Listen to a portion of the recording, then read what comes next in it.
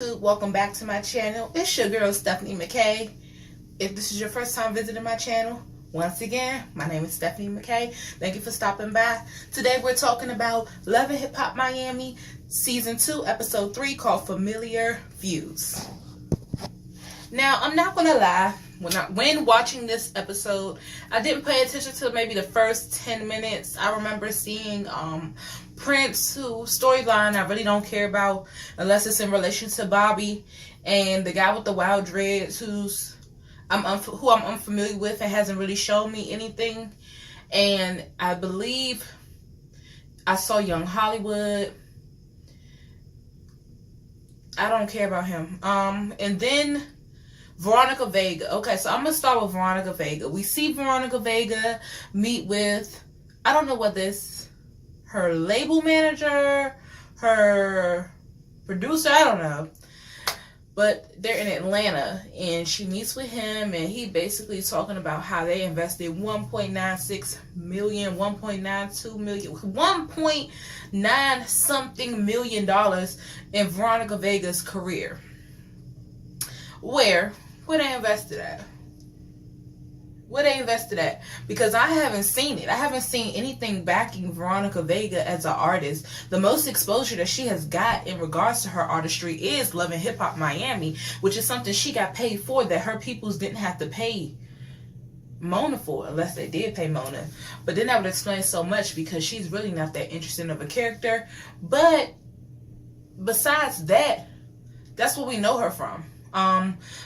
She's gone viral, but not for nothing good in relation to her music. I think we talked about like her using the N-word and everybody thinking it was inappropriate because she's not black.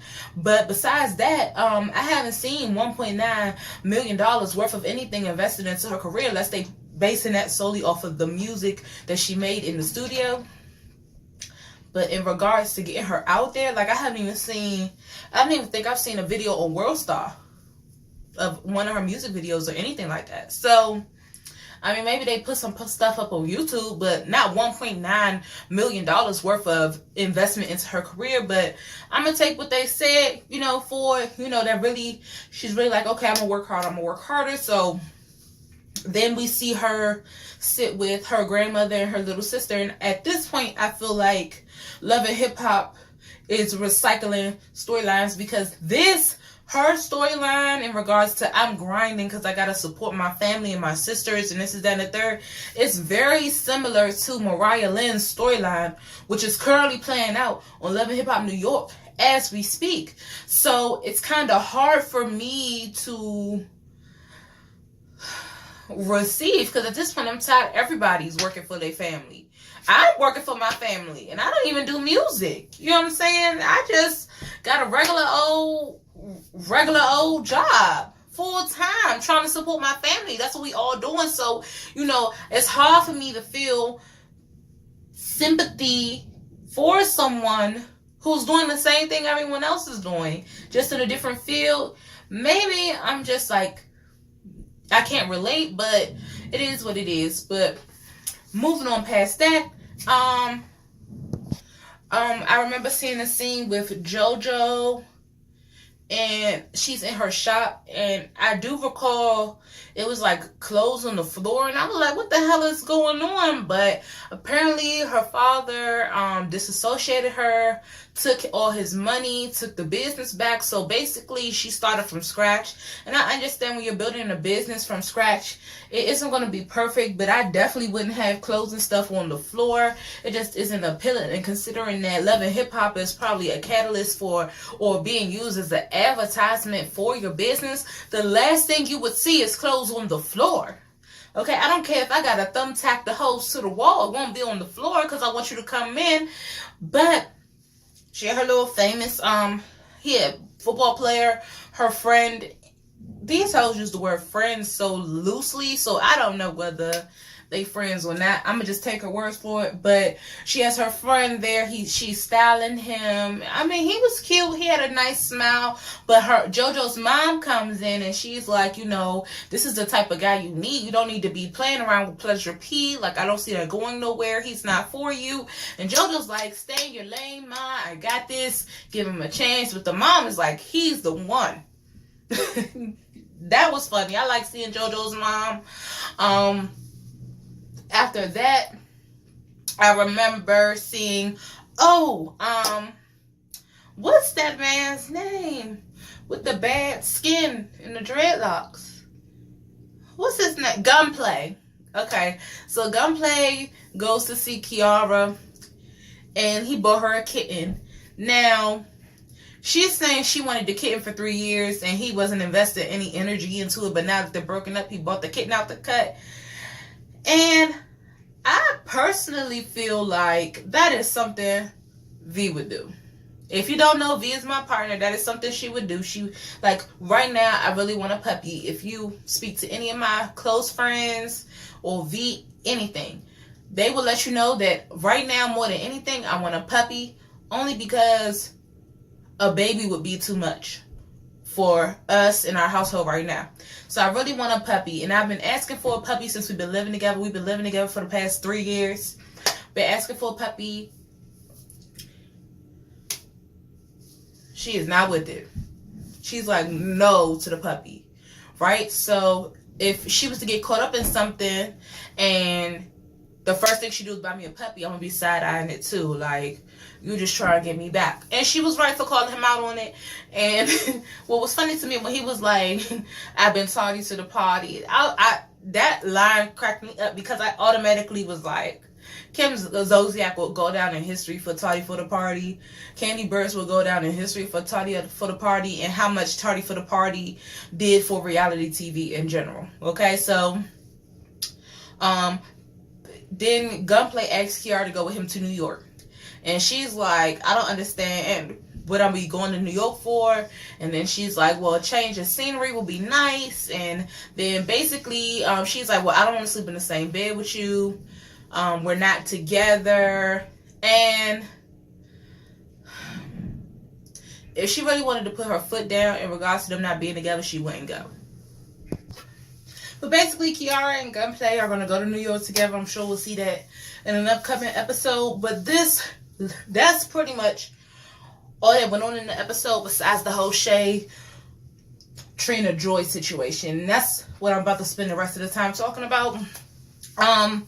Basically, if you don't remember, at the end of last season, Shay and Pleasure P were in a relationship. I'm not really sure about what I would call it. It was portrayed to us on TV that they were in a relationship, and Shay had moved from Atlanta to Miami to be with Pleasure P. And at some point, Little Scrappy, which is Shay's ex from Atlanta, came to Miami to see Shay. Shay really wasn't paying him no type of intimate energy. She was in reminding him like how dirty he did her. You know what I'm saying? Which she did deserve to be able to do. And Joy happened to see Scrappy and Shay out in public.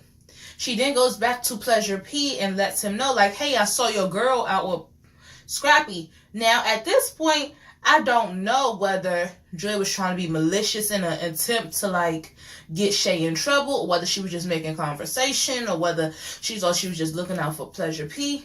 But either way, hearing that information set Pleasure P off to the point where he confronted Shay about it, started doing things behind Shay's back.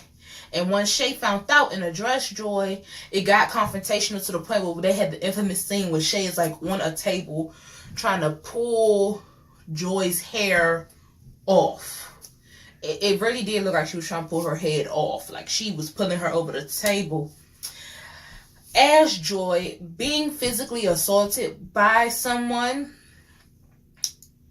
that you feel was unjustified, I understand her being irritated with Shay and wanting nothing to do with Shay. But if you recall, at the reunion for the first season, Shay did apologize to Joy about, physically attacking her. So it's to my understanding that, we saw that Joy was not receptive to the apology from Shay. Okay, and it's to my understanding that when you got a problem with Joy, you got a problem with Trina. Trina's supposed to be the queen of Miami. You can't move without Trina's approval in Miami. Like she's some type of mob boss. I don't know. But, so Shay is trying to fix it, and she sits down and have a meeting with Trina, just them two, and she's like, look, things happen between me and Joy. Me and you are cool, and I would like to remain cool, but I would also like to mend things with Joy, okay? And Trina starts spitting some truth about when you with a nigga, niggas lie. Niggas will say anything to get you to believe anything, and that Shay should not have attacked Joy. Her energy should have been directed directly towards Pleasure P. I agree 100%. Okay? If you with the guy, excuse me, let me drink. Listen. I know other YouTubes do wine. Yes, I did just drink some wine, but I'm not a wine channel, okay? So I don't want to hear nothing about that. But anyway, so when I'm trying to figure out how I'm about to say this. When you are with a man or when you are with a woman, they are the one that are pledging loyalty to you. Okay? They're the ones that owe you anything. So when you find out that there's some extracurricular activity taking place with another person, you cannot get mad at the other person unless the other person have established some type of loyalty relationship with you. Like if they are a friend or a family member and they're supposed to ride for you just as hard as your joint is. Okay? But if there's someone you don't know, you can't direct any energy towards them. They don't owe you nothing. Okay? You're supposed to direct the energy to who owes you loyalty, and that person only. So I do understand Trina saying this to Shay. Trina then agrees to arrange a meeting with Shay and Joy in order to squash the incident. We fast forward to the sit down with Shay, Trina, and Joy. And hold on, y'all. Let me get them. Okay. And I don't even want to drink wine on camera. That's crazy. And basically, Joy, once again, is not receptive to Shay at all. When Trina and Joy walk in, Shay goes, "How you doing, Trina?" Trina says, "Hey." She says, "Hi, Joy." Joy says nothing. And Joy, you knew what you was there for. So for you to come in and she speak to you and you not speak back, it already did mean that you were in a negative space, you were in a negative place, and you weren't there to be open or receptive or have a positive or productive conversation. But I am a good communicator. You can ask anybody that knows me. You can call me the queen of communication. I communicate. If I feel a way, I like effective communication. But these loving hip hop hoes can't communicate worth a crap. Okay? Just because they on TV don't mean they got like communication degrees. Okay? Just know that. Because the hoes can't communicate worth nothing. So it turns into Shay and Joy like arguing over each other. Shay saying, "You need to own up to where you was wrong." Joy saying, "You were wrong for putting your hands on me." And I understand both perspectives. Okay? If I was Shay, I would have opened the conversation with, "Look, Joy, I asked you here today because I really do want to resolve this issue. Once again, I apologize. I humbly apologize for putting my hands on you. You did not deserve that. You didn't do anything to deserve that.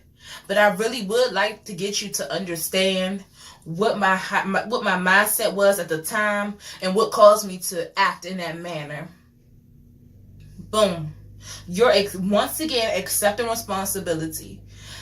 One thing that I've realized is when you're truly sorry for something, you will apologize however many times it takes. If you genuinely care about salvaging a relationship. Okay, so I don't like hearing, "I've already apologized. What more you want from me?" It gotta come from a humble spirit. I feel like if I was Joy, I would have been like, "Look, I really don't care about what your mindset was.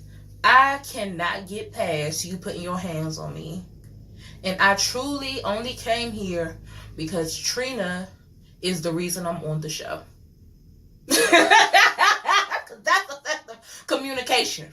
Okay, because that's the truth. But they were able to say slight apologies, slight I understands, and I guess the situation is squashed. And I'm glad, because they wasn't going to be able to drag that storyline through this whole season. This episode was garbage, y'all. I don't know what it is, but this episode was boring as hell. It was garbage, and I'm surprised I've been talking for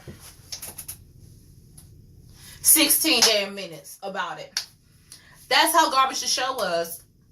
I don't know. But that's it, y'all. If you like this video, like this video. If you like me, subscribe. Don't be afraid to comment down below. Thank you for watching my channel. I'll talk to you guys later. Bye.